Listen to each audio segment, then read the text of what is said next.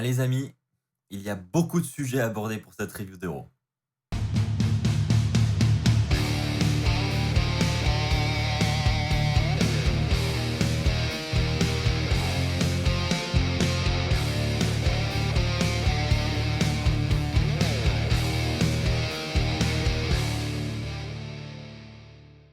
Bonjour à toutes et à tous, c'est Axel de la chaîne YouTube WWFan France. On se retrouve pour la review d'Euro de cette semaine et il s'est passé beaucoup de choses. Je crois que c'est la première fois que je vais aborder autant de points dans une review parce que j'ai l'impression que tout est plus ou moins important pour la suite des rivalités du côté de Clash of Champions. Donc je vais tout aborder avec vous. On va commencer dès maintenant avec, pour commencer, un match par équipe entre les Street Profits et Angel Garza et Andrade.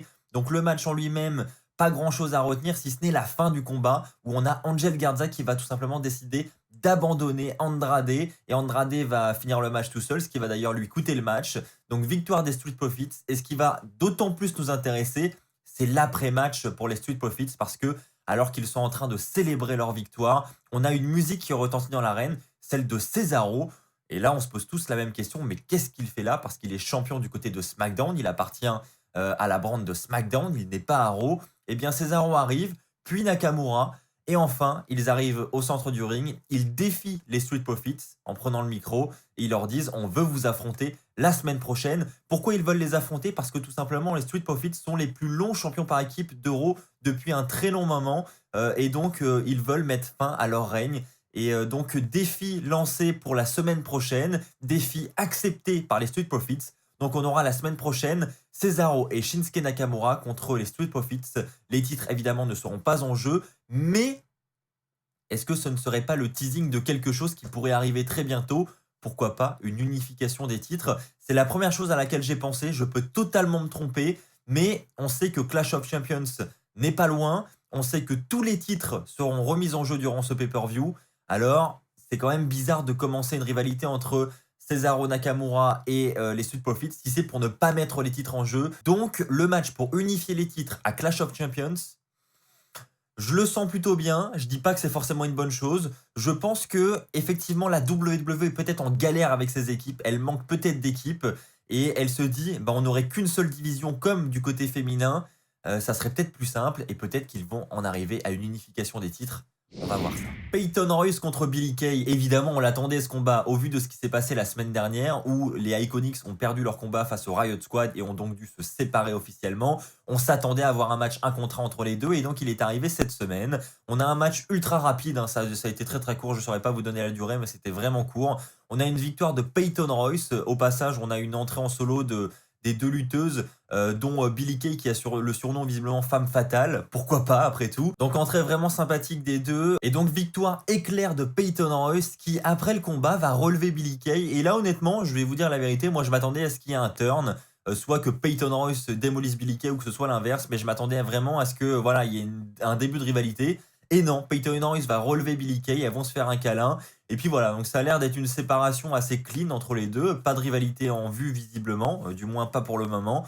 Donc voilà, je tenais à aborder ce point parce que même si on n'a pas vu grand-chose hein, pour l'instant de Peyton Royce ou de Billie Kay en solo parce que c'était très court, j'ai trouvé que au vu de leur entrée, au vu de... Voilà, je pense qu'il y a peut-être finalement moyen d'en faire quelque chose, à voir comment ils vont utiliser Peyton Royce sur le long terme parce que effectivement, je pense que Peyton Royce est un petit peu plus dans le cœur de Vince McMahon que Billie Kay et je pense qu'elle a un plus bel avenir que Billie Kay, mais je peux me tromper. Parlons maintenant d'un match par équipe féminin entre Mickie James et Asuka qui vont faire équipe exceptionnellement ensemble cette semaine pour affronter Natalya et Lana.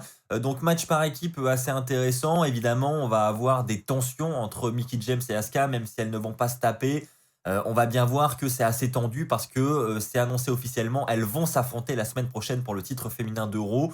Asuka va donc officiellement défendre sa ceinture avant Clash of Champions. Donc qui sait, peut-être que Mickie James ne sera pas finalement cette challengeuse pour le titre féminin du côté de Clash of Champions puisqu'elle aura son opportunité la semaine prochaine. À voir si ça se confirme la semaine prochaine ou peut-être que voilà, la fin du match de la semaine prochaine ne va pas être clean et donc elle va avoir son rematch à Clash of Champions. On va voir ça. Quoi qu'il en soit, c'était un match par équipe là. Un bon match globalement. Bon, sans plus, hein, c'était pas non plus exceptionnel. Mais ce qu'il faut retenir, c'est surtout la fin du match avec ce hot tag de Asuka alors que Mickie James allait faire un saut de la troisième corde. Asuka fait un hot tag, rentre sur le ring et c'est elle qui va remporter le combat, ce qui va évidemment énerver un petit peu Mickie James. Et donc on va finir avec un face-à-face entre Mickie James et Asuka au vu du match de la semaine prochaine. Ça nous promet quand même un bel affrontement et c'est un beau teasing, mine de rien, je trouve. Donc voilà, c'était un beau moment et j'ai hâte d'être à la semaine prochaine pour voir ce combat entre Mickie James et Asuka. Mais comme je viens de le dire, honnêtement, je doute que ce match soit très très clean la semaine prochaine. Eh bien écoutez, on va enchaîner dans cette division féminine parce qu'il s'est passé beaucoup de choses. On a ensuite deux handicap matchs qui sont organisés par Nia Jax et Shayna Baszler, les championnes par équipe. Elles ont chacune de leur côté affronté le Riot Squad. Donc c'est Shayna Baszler qui s'y est collée en premier. Et on avait Nia Jax aux abords du ring et en fait, tout était tourné autour de Nia Jax qui se moquait de Shayna Baszler en permanence. Qui disait qu'elle n'était pas capable de battre le Riot Squad, que ce qu'elle faisait était ridicule. Enfin bref, elle se moquait d'elle durant tout le combat, ce qui a évidemment perturbé Shayna Baszler, ce qui a attiré à de nombreuses reprises son attention, et ce qui lui a coûté le match. Alors que je sais plus, je crois qu'elle allait faire un powerbomb ou quelque chose comme ça, et ça s'est transformé en roll-up de la part de, je crois que c'est Liv Morgan. Et donc, victoire du Riot Squad sur ce match de Shayna Baszler. Et donc, ensuite vient le tour du match de Nia Jax. Et cette fois-ci, Nia Jax ne va pas se faire avoir à son tour par Shayna Baszler. Mais par contre, là, c'est Rétribution qui va faire son apparition. Donc, c'est pas une apparition physique, c'est une apparition sur les écrans géants, mais une apparition quand même. Rétribution qui va une nouvelle fois faire un speech très énigmatique où ils vont évidemment critiquer encore une fois la WWE, ils veulent se venger, hein, c'est clair, leur message est clair. Donc ils vont parler du Thunderdome notamment, ils vont dire que certes il y a ce nouveau Thunderdome avec tous ces écrans etc. Mais derrière tout ça c'est toujours la même WWE. Bref, ils parlent d'injustice. Ils vont également menacer toutes les superstars. Ils vont dire qu'ils vont détruire absolument toutes les superstars. Bref, Rétribution a encore passé un message très très fort. Il n'y a pas eu d'action ce soir, mais des mots assez forts. Donc à voir si ça va continuer la semaine prochaine. Comme je l'ai déjà dit la semaine dernière, hein, j'espère que ça va pas durer trop long, que ça va pas être sur le long terme ce genre de message parce que on va s'en lasser forcément à un moment donné, donc il va falloir de vraies actions et qu'on commence à avoir des révélations sur ce clan. Je pense qu'il est vraiment temps. Et avant de passer au top et flop de la soirée, je vais parler du main event de la soirée. Donc c'est un match entre Murphy et Dominic Mysterio. Un match street fight et franchement c'était super intéressant. Moi j'ai passé un super moment devant ce combat. Donc on a d'un côté Murphy qui lui veut sa vengeance, il veut que Seth Rollins soit fier de lui en gros. Et de l'autre, on a Dominique qui veut absolument se venger. Et puis Dominique qui est évidemment accompagné par sa famille, Rey Mysterio, sa sœur, également sa mère. Et donc ils veulent tous venger Dominique. Donc ils seront tous présents aux abords du ring pour ce combat. Et donc pourquoi j'ai bien aimé ce match? Parce qu'on a vraiment de très bons spots, notamment ce saut de Dominique du haut de ces écrans LED à l'extérieur, du haut du Thunderdome, évidemment pas du haut du toit, mais du haut d'un écran. C'était vraiment un très beau crossbody. Ensuite, on a également ce spot que moi j'ai adoré. Je me suis dit, mais qu'est-ce qu'il vient de nous faire? Là, j'ai trouvé ça magnifique. Ce spot quand il glisse à l'extérieur et qu'ensuite il part en roll-up pour faire une powerbomb sur la table. Franchement, c'était magnifique. Bref, il y a eu beaucoup de spots comme ça. Et franchement, Dominic Mysterio, c'est là qu'on voit quand même qu'il a les gènes de son père et qu'il est capable de nous sortir des trucs de malade. Donc franchement, je vous recommande vivement ce combat, j'ai beaucoup aimé. Et puis ce combat va se terminer avec Murphy qui va se retrouver coincé dans les cordes du ring. Et Rey Mysterio, puis Dominique, puis toute la famille vont s'acharner sur lui à coups de kendo stick. Ils vont un petit peu se venger de ce que Rollins et Murphy ont fait à Dominique il y a plusieurs semaines de cela. Donc voilà, il y a vraiment une belle histoire, c'est vraiment bien raconté je trouve, il y a une logique dans tout ça. Et Murphy va donc finir par abandonner. Et donc victoire de Dominique via abandon sur Murphy. Franchement, c'était un très bon main event et franchement, une belle manière de conclure le show. Bon, on vient de parler de bonnes choses, parlons de choses un petit peu plus négatives.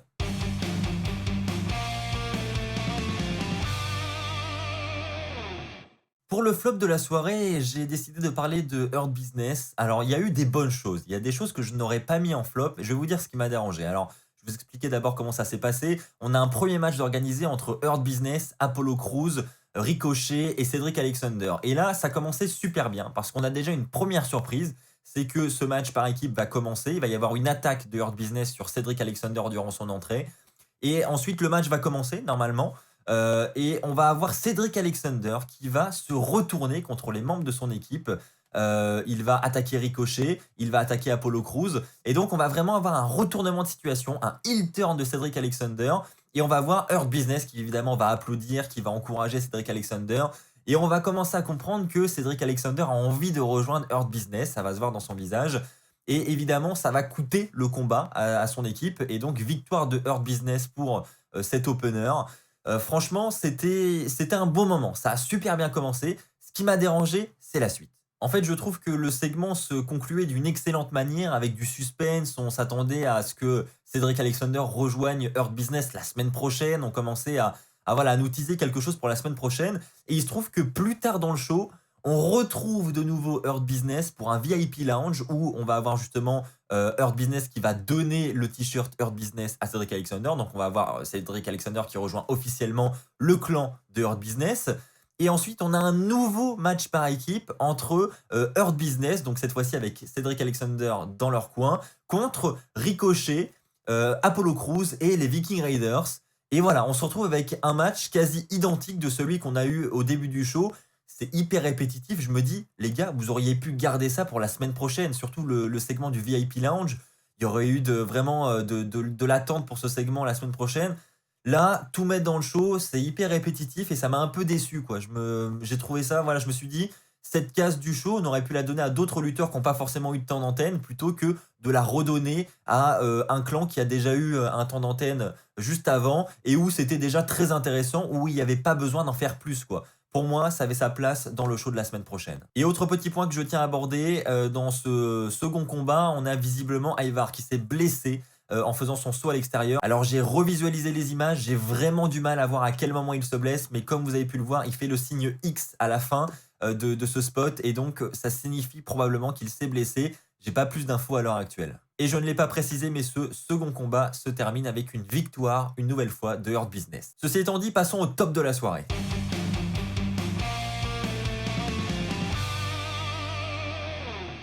Pour le top de la soirée, j'ai décidé de placer la rivalité entre Drew McIntyre et Randy Orton parce que j'aime énormément ce qu'ils font avec eux. Autant pour SummerSlam, j'avais pas trop de hype pour le combat, je trouve. Mais là, ils ont réussi à m'en procurer pour Clash of Champions. Je vous explique comment ça s'est passé. Donc, on a Randy Orton qui va ouvrir le show et puis qui va jouer parfaitement bien son rôle, hein. Au passage, j'adore Randy Orton en ce moment. Je trouve qu'il est le top heel d'Euro par excellence. Et donc, il va évidemment se mettre en avant. Il va revenir sur ce qui s'est passé avec Drew McIntyre les semaines précédentes. Il va revenir sur ces 3 punt kicks qu'il lui a assénés dans la mâchoire. Bref, il va se questionner sur l'état de santé de Drew McIntyre pour Clash of Champions. Il va se dire, est-ce que Drew McIntyre va être là pour Clash of Champions? Il dit que McIntyre devrait assumer et officialiser que je lui ai cassé la mâchoire. Il dit, qu'est-ce qui se passe si Drew McIntyre n'est pas là au pay-per-view? Et il va être immédiatement coupé par une sirène d'ambulance. L'ambulance va rentrer dans l'arène et c'est Drew McIntyre qui va en sortir. Et il va littéralement courir vers le ring pour casser la gueule à Randy Orton. Et ça va se terminer évidemment avec un Claymore Kick de Drew McIntyre qui se venge officiellement de Randy Orton. Randy Orton qui va terminer KO et qui le vend super bien, ce Claymore Kick. J'adore la façon dont Randy Orton vend ses Claymore Kicks. Et ensuite, cette rivalité va être un peu le fil rouge de la soirée, puisqu'on va avoir ensuite Adam Pearce qui va demander à Drew McIntyre de quitter l'arène. Il lui dit, mais qu'est-ce que tu fais, mec? T'es pas censé être là. Donc s'il te plaît, quitte l'arène. Et Drew McIntyre va lui dire, ouais, t'inquiète, je vais partir. Et puis au final, on verra qu'il ne quittera pas l'arène de la soirée, puisque plus tard dans le show, on a évidemment Randy Orton qui doit affronter Keith Lee. C'était annoncé depuis le début du show. Et donc, on a ce match qui est organisé, un match qui commence sympathiquement et qui va se conclure avec un RKO de Randy Orton. Mais Randy Orton n'aura pas le temps de faire le tomber sur Keith Lee parce que Drew McIntyre arrivera du public et assénera un nouveau Claymore Kick. Et donc, on est au compte de 2. Et vous vous doutez bien qu'au vu de ce qui s'est passé les semaines précédentes et vu que Randy Orton a asséné 3 punt kicks à Drew McIntyre, eh bien, le 3e Claymore Kick allait forcément arriver à un moment dans le show. Eh bien, ce sera en backstage. Alors que Randy Orton faisait ses valises, prêt à quitter l'arène, il se touche la mâchoire, on voit c'est assez douloureux pour lui. Eh bien, il se prend un 3e Claymore Kick en partant par surprise de Drew McIntyre dans la salle d'interview. Bref, voilà, sale soirée pour Randy Orton, mais franchement, qu'est-ce que c'était agréable à suivre et qu'est-ce que cette rivalité promet pour Clash of Champions. À voir si une rivalité va être ajoutée, si ça va être un match simple. Au début, quand j'ai vu Drew McIntyre revenir en ambulance, je me suis dit: «Ah, ça sent peut-être l'ambulance match». Bon, visiblement non. À voir si une stipulation va être ajoutée. Même s'il y en a pas, j'ai envie de vous dire, je pense qu'au vu de l'intensité de la rivalité, ça risque d'être très très bon. Voilà les amis, c'est ainsi que s'achève cette review d'Euro. Je vous l'avais dit, hein, énormément de choses à dire pour ce show. J'espère que cette vidéo vous aura plu. Si c'est le cas, comme d'habitude, les pouces bleus s'il vous plaît, ça m'aide énormément pour avancer sur YouTube. N'hésitez pas également à vous abonner pour ne pas rater mes prochaines vidéos. Je sais que vous êtes encore très nombreux à regarder mes vidéos sans être abonnés. Donc n'hésitez pas à le faire dès maintenant. On se retrouve dès demain pour une nouvelle vidéo. D'ici là, portez-vous bien et n'oubliez pas, soyez toujours très très fiers d'être fan de Cash. Allez, bye tout le monde!